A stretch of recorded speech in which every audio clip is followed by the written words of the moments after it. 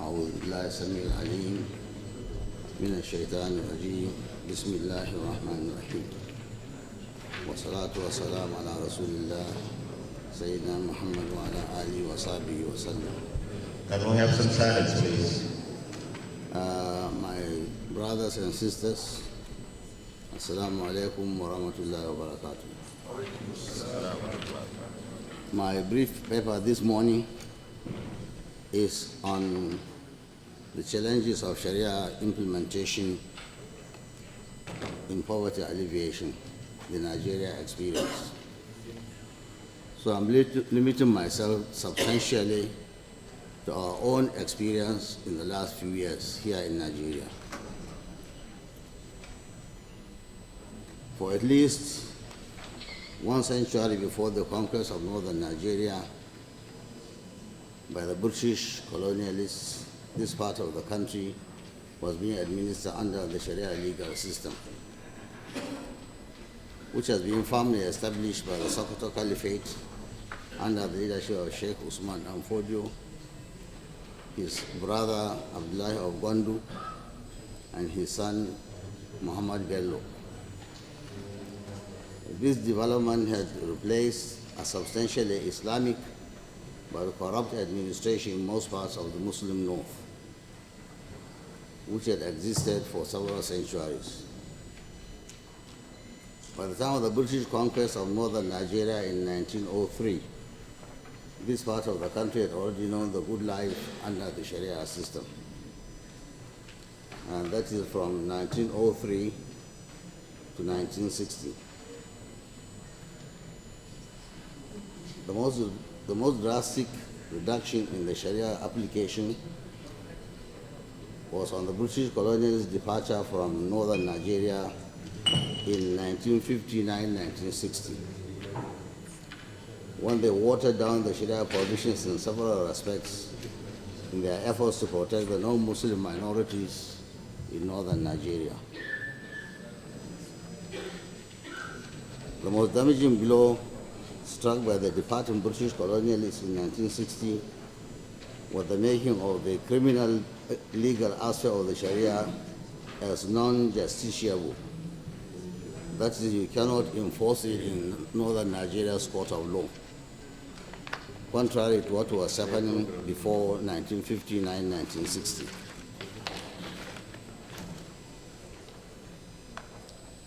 Therefore, by October 1960, when Nigeria became independent, the Sharia legal system had become greatly watered down, and the independent constitution for the country had ensured that there were enough number of provisions to prevent the return of justiciable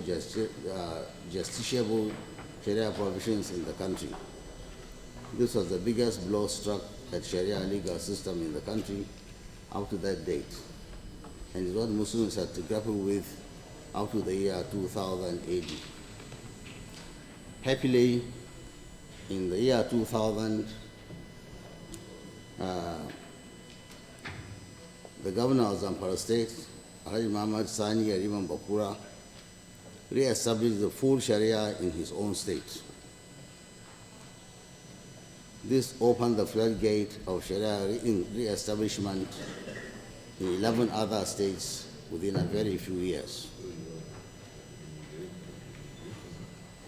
There is no doubt this development has gained a significant number of adherents in other Muslim majority states, and the process is still going on.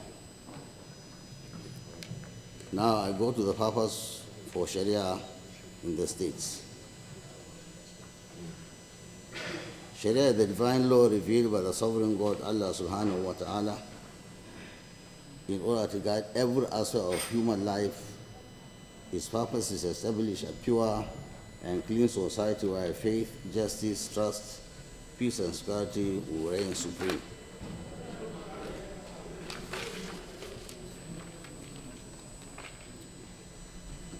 And above all, where life flows in accordance with what Allah the Most High has decreed. In the Quran, we read, those who, if we give them power in the lands, establish prayers, pay the poor, due as zakah, and enjoin the right and forbid the evil. And with Allah rests the final outcome of all events. With this general framework, the Sharia states should aim at three fundamental institutions, i.e. the institutions of prayer, that is mosques and schools, zakah, and enjoining good as well as forbidding evil. As a result, most of the Sharia states establish Sharia commissions, zakah commission, and Hizbah boards. The fact that the objective of the Sharia is defined by the Quran as a legal system bordered on compassion and mercy to all beings. Some manifestations of these compassions and mercy are stated explicitly therein. They include, among others, the fostering of good life, the provision of ease, and the alleviation of hardship. The establishment of those three institutions is meant to address the issues of good life and welfare. For example, the Sharia Commission is entrusted with supervisory responsibility of different ministries, agencies, and parastatals with a view to seeing that they observe Islamic work ethics.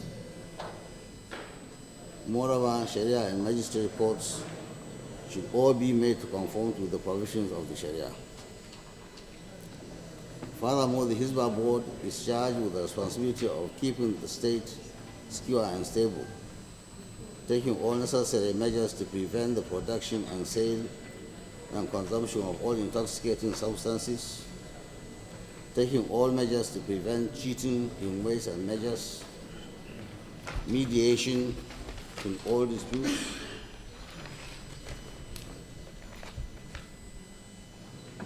and reconciliation and arbitration, enjoining anything good and forbidding all evils. On the other hand, the Zakah Commission, on the other hand, is charged with the responsibility of meeting the three main economic tasks, namely need fulfillment, poverty alleviation, and development.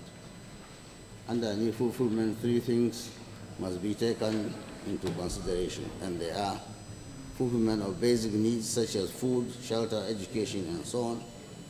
B, under poverty alleviation are such employment, various occupations, and others.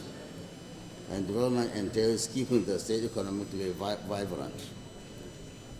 The Sharia in providing these services does not coincide with the Western concept under which theory of welfare leads to self-centered materialistic capitalism, or resulting in regimentation and turning human beings into paupers, as in the case of extreme socialism, which must look to the government as the sustainers and providers instead.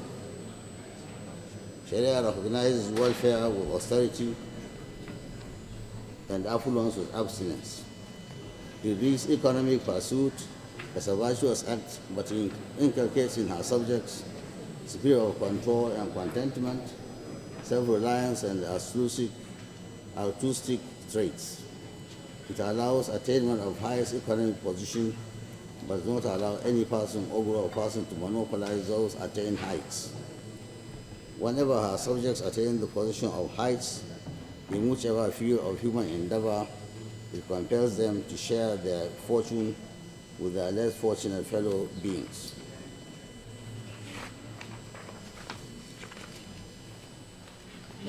Zakah and poverty alleviation. The Sharia provides so many measures of alleviating poverty. Apart from zakah, others include Islamic endowment, voluntary alms giving, religious expiation, ransom, will, and hiba, among others. Sharia always abhors poverty, hence the institution of zakah and the other poverty alleviating measures. In Islamic law, zakah refers to the determined share of wealth prescribed by Allah to be distributed among categories of those entitled to it. It is a compulsory payment by the wealthy to the economically underprivileged. He lays emphasis on distributive justice as a way of alleviating poverty. Collection and distribution of zakah is one aspect of distributive justice. Other aspects include facilitating gainful employment, payment of diya to victims of accident, e.g., for example, the rate for life compensation this year, 2012, is 36 million naira. Enforcing of just remuneration for those vested with public responsibilities, general assistance to the handicapped and other vulnerable groups. The poor and the destitute are entitled to wealth as a matter of right. Thus, Sharia prohibits concentration of wealth in the hands of a few people, so that this wealth does not circulate only between the rich amongst you. The summary of the issues relating to the implications of zakah, its rulings and philosophy has been enumerated by many scholars, especially Qardawi, 1999. The economics of zakah, relationship between zakah and macroeconomic models, socio-economic role of zakah as a distributive agent, similarities and dissimilarities between zakah and taxation, or the conventional. Can we have some silence, please? Jazakallah khair. Conventional social security systems have been covered by many scholars, especially CAF 1997. CAF covered issues on zakah management using cross-country data from Saudi Arabia, Malaysia, Libya, Pakistan, and Sudan, all reviewed in Dogara 2008. Many scholars have noted the effectiveness of zakah in addressing extreme inequality and ensuring redistributive justice. In establishing zakah's observance of nisab, that's the minimum amount you must possess before you pay zakah.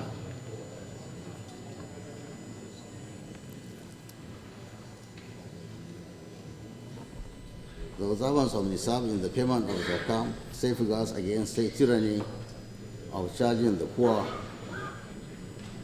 Thus, another poverty elimination mechanism. It has to do with the amount of money in stock and time it takes in stock. The time factor encourages investment, thereby facilitating growth, which in turn reduces unemployment. The Prophet instructed that the wealth of orphans should be invested lest it is drained away by zakah. Those eligible for receiving zakah are specified in the Quran 960. 5 of the 8 categories of the expenditure of zakah are for poverty alleviation, i.e., paying zakah to the poor, to the destitute, to those overburdened by debt, to the slaves so that they can free themselves, and to the needy wayfarer who is distressed while on a journey. Although the social objective of zakah is to eliminate absolute poverty, it equally serves a moral purpose to the individual. That is to say, the self-satisfaction derived from discharging this religious obligation with social and economic importance. Now we come to zakah and poverty alleviation in Nigeria. Studies on Sharia implementation in Nigeria found a positive correlation between zakah and poverty alleviation. Kolo did this in 2004, Bello in 2004, Dogarawa in 2006 and 2008, Adebayo in 2011, Maidugu in 2011,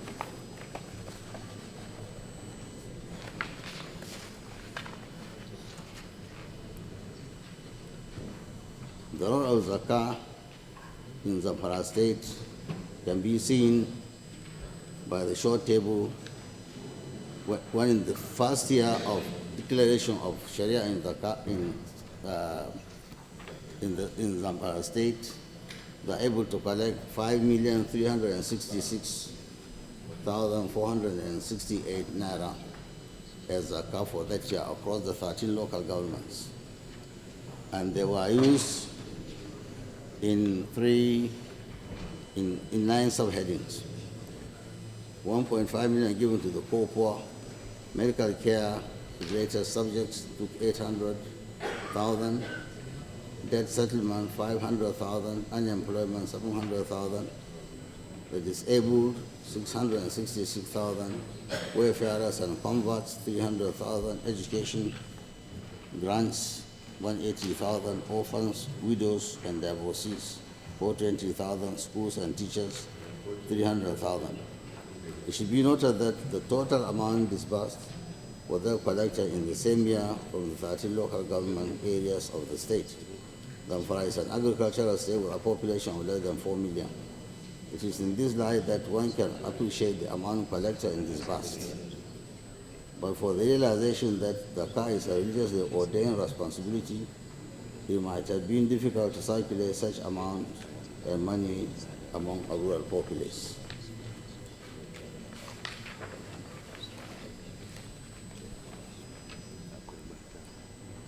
The situation in urban Kano was a little better.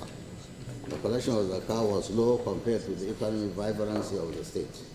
But because of the amount allocated by the state government as poverty alleviation funds, the disbursement was relatively high and the impact appreciable. Incidences of poverty alleviation were recorded. The following are some of the key accomplishments reported by the Car Commission from the total of 1,392,157,869 naira disbursed to the Commission by the state government, out of which 770 million was disbursed to 89,500 beneficiaries in 44 local governments, 50,000 food packages for fasting poor. 3 medical assistance was extended to 25,235 people over the same period, all from this amount. The Supreme Council for Sharia in Nigeria, Kano State Branch, for its part, validated some of the tangible impact of Zakah on the poor in Kano, and some case studies are produced below. The most interesting is the study of a widow who had only an income of 500 naira, and when she was helped by a good Samaritan from the Car Commission with another 500 naira, her life changed and she was able to pay her rents and also sew uniform for her children, which she had failed to do earlier on.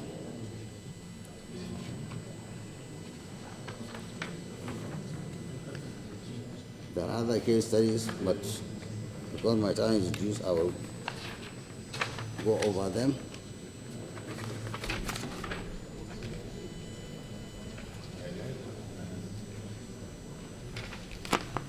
An interesting area is Ramadan feeding by the Zakah Commission. During the recent years, until 2 years ago, the Zakah Commission used to feed hundreds of thousands of people every year during the Ramadan fasting. The action of the Zakah Commission created employment for those who are cooking the food, for food vendors, for so many other categories of people, that it created an opportunity for people in various categories of the medium and poor classes Some silence, please. to make substantial amounts of money.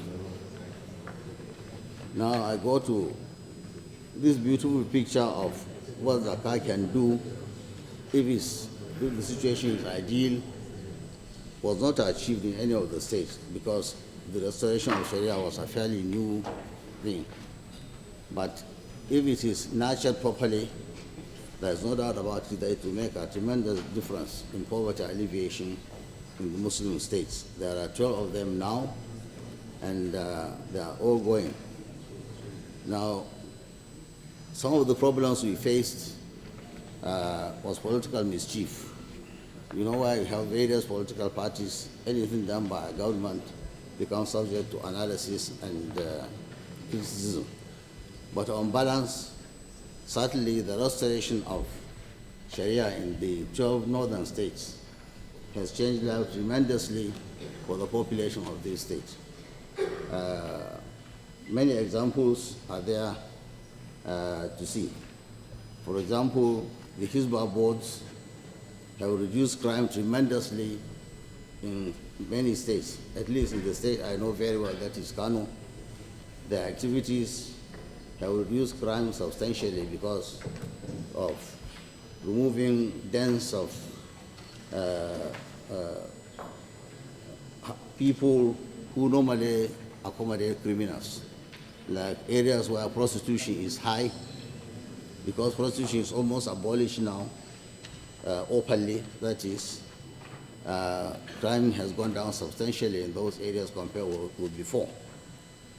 And also, there are efforts under the commissions to make sure that people get employment, get medical assistance, and many other things that were not happened before.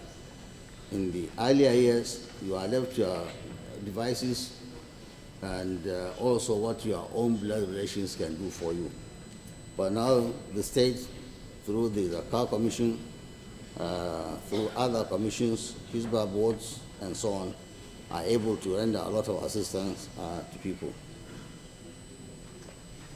Now, in conclusion, I would say there is no doubt that the institution of Zakah and other Islamic economic measures discussed above is capable of addressing human economic problems, particularly those that cause abject poverty.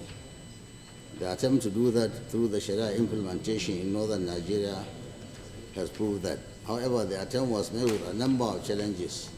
The challenges, however, have nothing to do with the institution of Zakah as such or the Sharia itself. All the institutions put in place by the Sharia states are relevant. The political determined will to empower them to do the right thing was in many cases lacking. Moreover, inadequate awareness and insufficient faith made the well-to-do not to be committed to patronizing the Sharia institutions, particularly the Zakah institution. In some cases for political reasons, in some cases for other reasons. There is the need to put the Zakah institution on a very sound footing. Effective method of Zakah collection need to be worked out, backed by a legal framework if need be, so that those eligible to pay will be compelled to do so. There is equally the need for a transparent means of disbursement through a perennial problem of corruption. And as we all know, as Nigerians, this is our biggest problem in the country today, the corruption at all levels. The legal framework should also provide for the right type of punishment in the case of misappropriation or mismanagement of Zakah and other poverty alleviation funds. Another important issue is that a return to true federalism as against the present quasi-unitary system will be of great help to the Sharia states so that they can reduce dependence on federal revenue by being more economically independent. The more the internally generated revenue the states have, the more they are self-reliance in allocating the revenue to various sections. In this case, Zakah and other Sharia-based revenue can be employed and utilized together with other revenues in addressing poverty.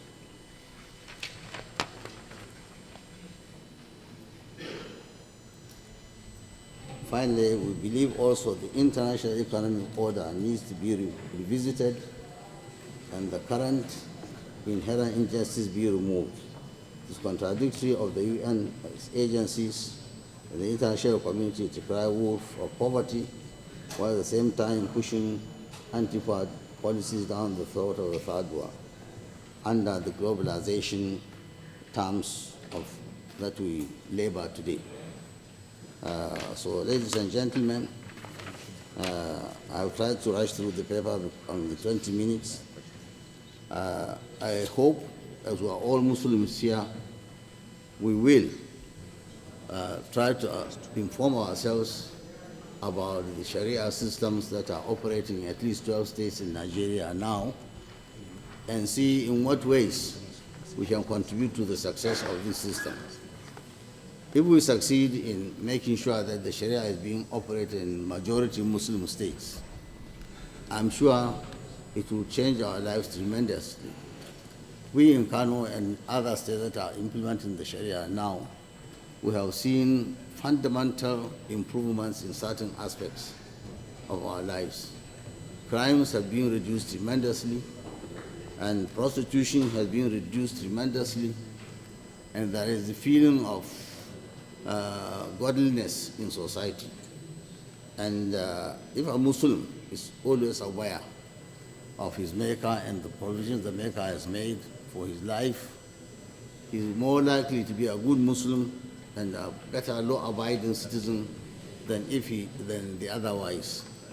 So I urge all of us, in whatever way we can, to try to help the speeding up of the establishment of Sharia in all Muslim majority states. I particularly appeal to our brothers from Western Nigeria.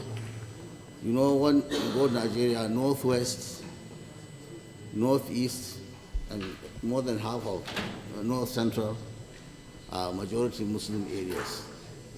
So also in the Western Yoruba states, except perhaps Ondo, maybe I will be corrected by our Yoruba brothers. So if all these states are implementing Sharia, Nigeria will change for the better. Implemented the true Sharia, not the political Sharia, not any other Sharia. So thank you very much indeed.